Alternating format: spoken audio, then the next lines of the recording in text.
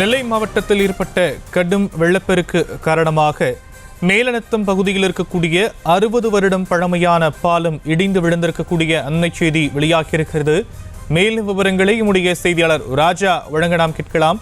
ராஜா, மேலும் விவரங்கள். வணக்கம் ஷாம். நெல்லை மாவட்டத்தில் பெய்து வரும் வடகிழக்கு பருவமழை காரணமாக தாமிரபரணி ஆற்றில் கடுமையான வெள்ளப்பெருக்கு ஏற்பட்டது. இதனால் பல்வேறு பகுதியில் வெள்ள நீர் சூழ்ந்ததால் இதுவரை 3க்கும் மேற்பட்டோர் உயிரிழந்துள்ளனர். மேலும் பல்வேறு இடங்களில் வெள்ள நீர் குறையாமல் இருந்து கொண்டே இருக்கிறது. தொடர்ந்து தண்ணீர் வேகமாக அதிகமாக இருந்ததால் பல்வேறு இடங்களில் பாலங்கள் உடைந்து விழுந்தன.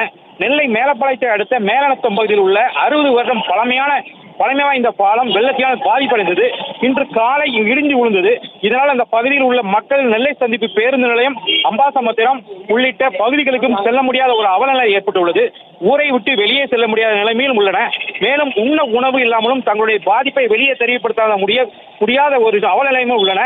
உடனடியாக அரசு விரைந்து போர்க்கால நடவடிக்கை எடுத்து தங்களுக்கு உதவி செய்யுமாறு அப்பகுதி மக்கள் கோரிக்கை வைக்கின்றனர். பல கிலோமீட்டர் சுற்றிதான் இந்த வெளியே செல்ல வேண்டிய ஒரு அவலநிலையும் இருப்பதால் பாலத்தை உடனடியாக சரி செய்ய வேண்டும் என பொதுமக்கள் கோரிக்கை வைக்கின்றனர். தொடர்ந்து இந்த பாலத்தை பொறுத்த வரைக்கும் மேலநத்தம், கீழநத்தம், விஷாகம், சிஎன் வில்லேஜ் உள்ளிட்ட பகுதிகளில் உள்ள பொதுமக்கள் பாதிப்படைந்துள்ளனர். தற்போதைய விவரங்களுக்கு நன்றி ராஜா.